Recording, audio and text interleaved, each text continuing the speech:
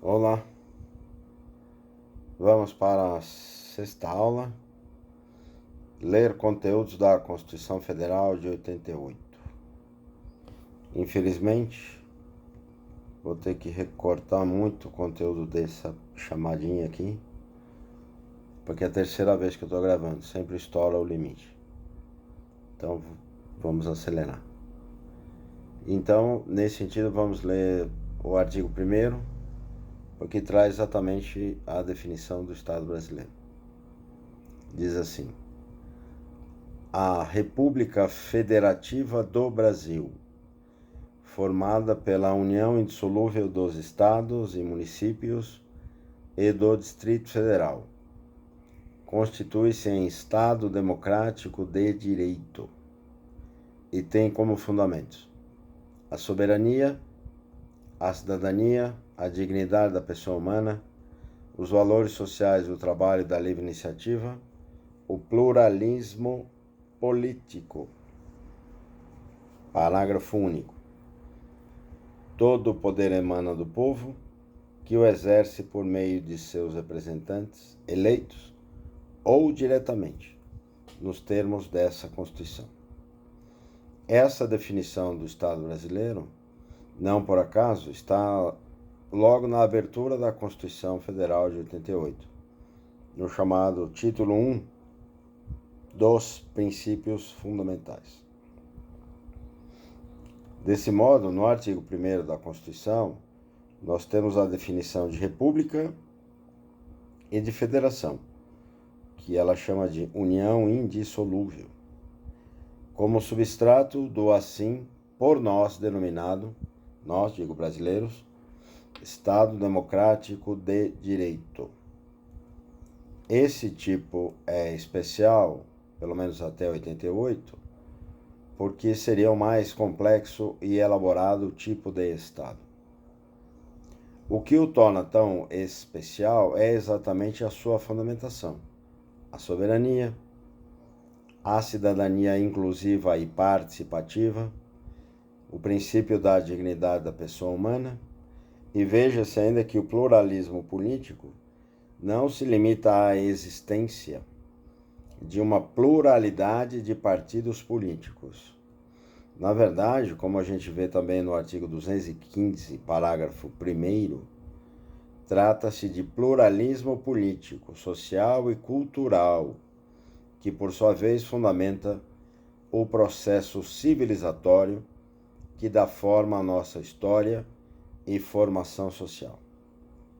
O parágrafo único do artigo 1º da Constituição destaca a soberania popular nos moldes da democracia representativa, a exemplo da eleição de 2020, ou mediante a cidadania ativa, quando nós participamos, vou citar só 3 exemplos clássicos, por meio do referendo, do plebiscito e da iniciativa popular. Mas caberia lembrar, em outros artigos da própria Constituição, o direito de petição no âmbito administrativo, a ação popular e outras formas. O artigo 2º destaca a tripartição clássica dos poderes, aquela de Montesquieu, que todo mundo sabe. Traz o legislativo, o executivo e o judiciário, mas também já acentua aqui a ideia de sistemas de freios e contrapesos, porque na verdade há uma interdependência entre os poderes. O artigo 3º diz que constituem objetivos fundamentais da República Federativa do Brasil: 1. Construir uma sociedade livre, justa e solidária, garantir o desenvolvimento nacional, erradicar a pobreza e a marginalização, e reduzir as desigualdades sociais e regionais. 4. Promover o bem de todos, sem preconceitos de origem, raça, sexo, cor, idade e quaisquer outras formas de discriminação. Por mais que se diga que verificamos, sobretudo nesse artigo 3º, um idealismo constitucional, isto é fundamental, quer dizer, destacar os seus objetivos, porque a inserção desses objetivos como garantia jurídica de que a própria Constituição não será interpretada ou emendada a fim de fomentar ainda mais injustiça social, discriminação, empobrecimento generalizado e preconceitos raciais, por exemplo. Dizendo-se de outro modo, juridicamente, o artigo 3º impede, em razão da primazia do lugar que ocupa na estruturação do texto constitucional, uma mudança, uma chamada mutação constitucional que seja regressiva, atentatória aos direitos humanos fundamentais, e assegura que deve-se observar com a força das garantias constitucionais a excelência do princípio do não retrocesso social. Ou seja, se visualizamos o próprio retrocesso social, moral, cultural, político em 2020, isto, evidentemente, está contra a Constituição. Outro dado que se depreende é a relação seminal, original, desde a raiz da Constituição com os epítetos de uma real e republicana carta política, como eu a chamei. O sentido preciso aqui está no fato de que a Constituição Federal de 88, vista como uma carta política, não admite nenhuma forma de regressão social, moral, cultural, política e que atente contra a soberania popular e a dignidade da pessoa humana. O rol do artigo 5º, do vasto artigo 5º, em sua ampla maioria, apresenta-nos uma Constituição, essa é a minha gatinha. Por si, a gente poderia chamar o artigo 5º de uma Constituição, e seria uma Constituição cidadã. Por si, esse dado também recobriria a Constituição Federal de 88, sobretudo nos direitos fundamentais individuais, como a Constituição mais bem elaborada enquanto carta política. Se outros acham que há constituições melhores, como carta política, poderiam apresentar. É a Nenê querendo aparecer aqui. O artigo 4º traz a República Federativa do Brasil na forma regida pelas relações internacionais. Eu vou destacar 2 itens. O inciso 2, quando diz da prevalência dos direitos humanos, e o inciso 9, quando assegura a cooperação entre os povos para o progresso da humanidade. Isso será essencial, como veremos agora.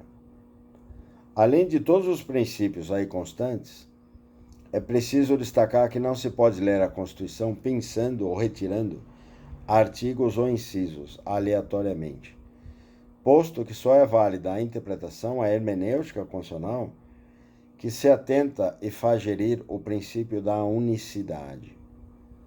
Isto é, todos os artigos devem ser lidos dentro do contexto, e o contexto constitucional é o que vem prescrito como carta política, ou seja, uma unidade entre garantias, liberdades e direitos fundamentais, individuais e sociais.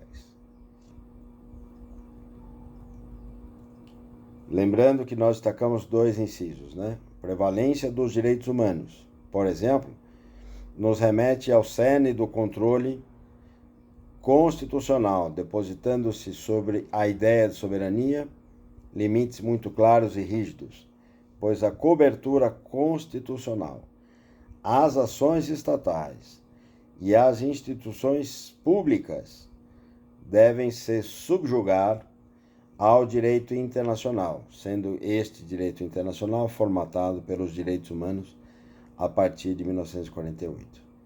O inciso 9, cooperação entre os povos para o progresso da humanidade, nos remete diretamente ao processo civilizatório que orienta a humanidade como um todo. E com isto há impedimento fundamental a que o Estado brasileiro venha, por exemplo, a propugnar por ações, intenções e crenças atentatórias ao desenvolvimento moral, cultural, político, econômico, social, e que sejam indignos ao povo, ao nosso povo e à própria humanidade. Por exemplo, em face da Constituição, não se pode declarar um Estado fascista brasileiro. Quanto aos artigos 205 e 206, eu fiz uma pequena montagem para a gente ganhar tempo. Então, eu diria que de todos os princípios, nós reforçamos o sentido de afirmação da Constituição Federal de 88, como uma carta política, no sentido de ser inclusiva, de se pautar pela ação colaborativa e integradora e de ter respaldo na aplicação diretiva do próprio princípio democrático. Desse modo, poderíamos assim ler, se o quiséssemos, essa junção do artigo 205 e 206. É só para ilustrar isso aqui. A educação, então ficaria assim: a educação será promovida e incentivada com a colaboração da sociedade, garantindo-se a gestão democrática do ensino público, bem como a garantia da educação permanente. Vejam-se que eu estou citando aqui o inciso 9º do artigo 206. Esse inciso diz exatamente o seguinte: garantia do direito à educação e à aprendizagem ao longo da vida. Portanto, não se encerra nos bancos escolares, nas ideias pré-concebidas, digamos assim, não é? Com especial atenção para que os idosos também tenham direito à educação. É isto. Muito obrigado. Até breve.